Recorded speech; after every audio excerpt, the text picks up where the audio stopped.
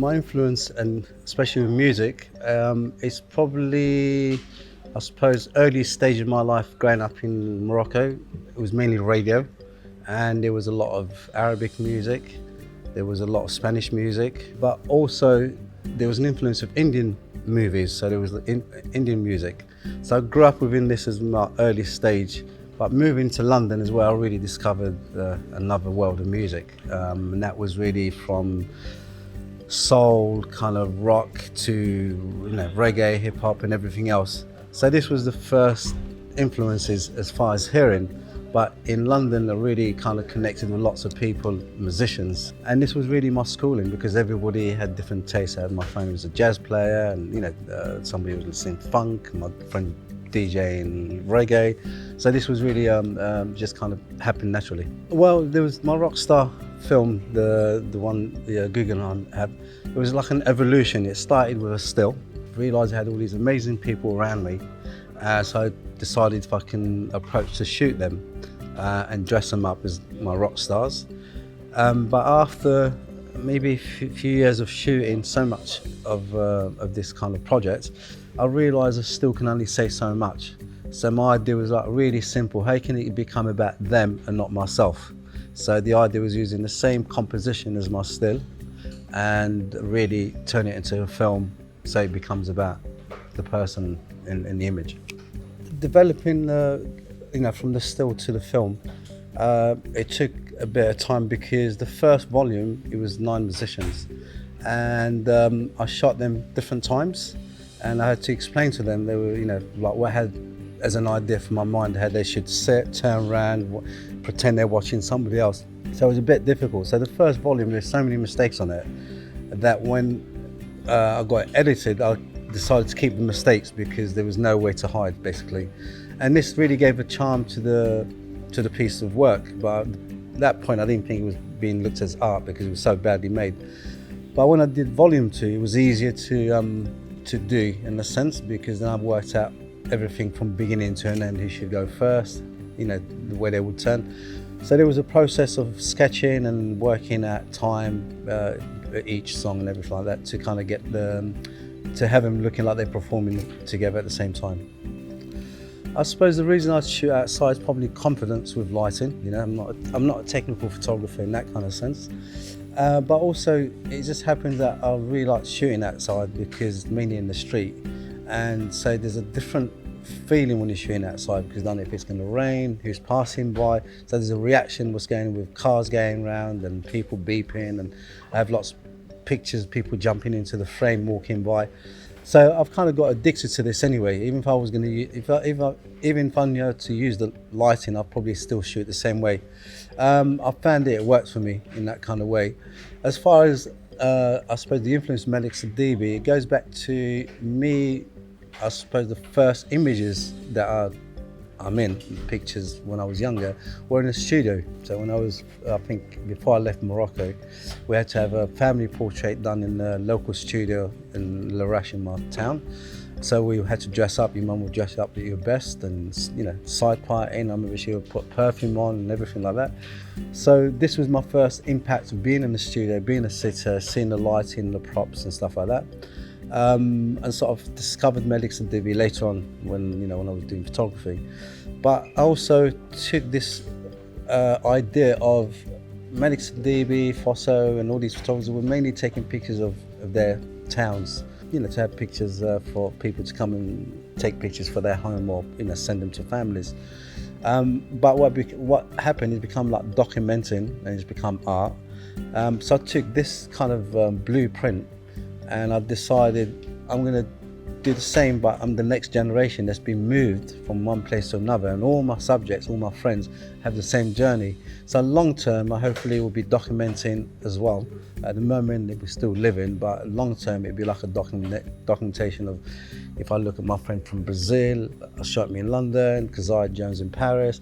So it becomes like the next generation that's been moved around the globe. Well, I suppose all this motive and the 2 places really gave me what I'm producing now. I think if I would grow up in one place and not just one place, there's no way I'd be doing what I'm doing. It was really the 2 spaces growing up in Morocco and living and growing up in London, it gave me a point of view. I could see my culture from outside, and I can see the other culture from my background, in a sense. That makes sense. So this really happened naturally, and it was those two things that made my work kind of become this subject. So it's my journey, my work. It's what I grew up with. It's what influenced me, and the people that I kind of, admire and sort of have quite close to me around me. It happened naturally. I had a point of, I had a tea room, which I got an opportunity to design for the tea room, for example. So it's, I got a when that finished, I was like, wow, I want to continue doing this. I had the street fashion shop, so I was doing that. That comes out of my work. I used to do parties, so this comes out of my work.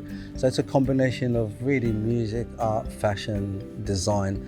And I'm not really a trained designer, it's more of an idea person. And I've said I've normally worked with artisans and a team of people to produce the stuff. I suppose my influence with fashion really comes from when I was younger. I suppose I was still into fashion like everybody when you're a bit younger. I had an opportunity to open up a store in the back streets of London. And the idea then was really, I had some friends who were studying fashion. So the idea was to show their work. I was going to New York quite a bit, so I was bringing stuff from New York. And I suppose this was in 1983-84, which developed into street fashion or urban fashion, whatever you want to call it now. So it was a fusion of this that sort of turned into a shop, and then as I said, I became an assistant stylist. This was really the influence in fashion, in the sense that's when I started doing my photography. Without thinking, I would go and buy, if I have an idea of an outfit for the person, I would go and buy the fabric and take it and have it made and then shoot the person. So it was an evolution. I'm growing up in the 80s with my friends in London, and this probably was in hip hop, in New York as well, and other places. I suppose at that point of time, coming from a working class background, we wanted to be part of this world, because if you wore this clothes, it means you made it. It means you have money. It means you have the car, the house. It's about making it in life. That's what that presented. So we wanted this stuff. It was too expensive, and secondly, really around that time, they really didn't design the stuff we would wear. Like these labels were designing what's so-called for rich people. So the only way of doing that is us either ripping off the logo and putting it on the t-shirt, or buying the fabric and sewing it on the jean jacket or sneakers to kind of create this. So I'm coming from this background, in a sense, and that really is coming into my work.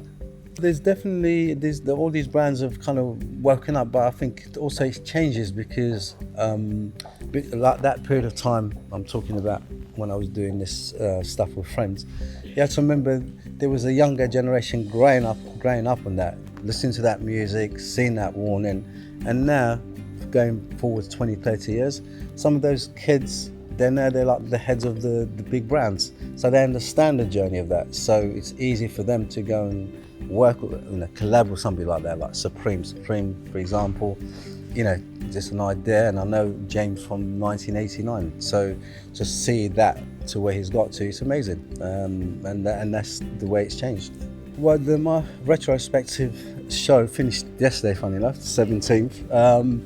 I have to thank Simon Baker, who's the new curator, who was from Tate Modern, and he's the one who approached me to do the takeover and do a retrospective, which was like, I nearly fell off my seat when he asked me. I thought he was being crazy.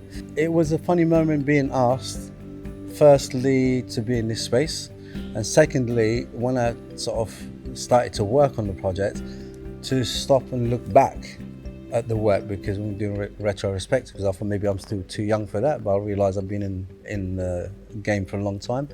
It was referring back, and I realised maybe most artists, when you're an artist, you're always going forwards. You're trying to hit the next work, so you don't look back. So it was an interesting time for me to sit back and see what I did, and then I realised, okay, I've been doing quite a bit, and I wish I had a bit longer time to really look deeper in it and present it. But I was really happy to stop and breathe, if that makes sense. It made me stop and breathe and just look what I've been doing and appreciate what I've been doing. My work being going to be part of Guggenheim in Abu Dhabi is amazing. When the when the first time they heard them, there's a possibility they would take the work.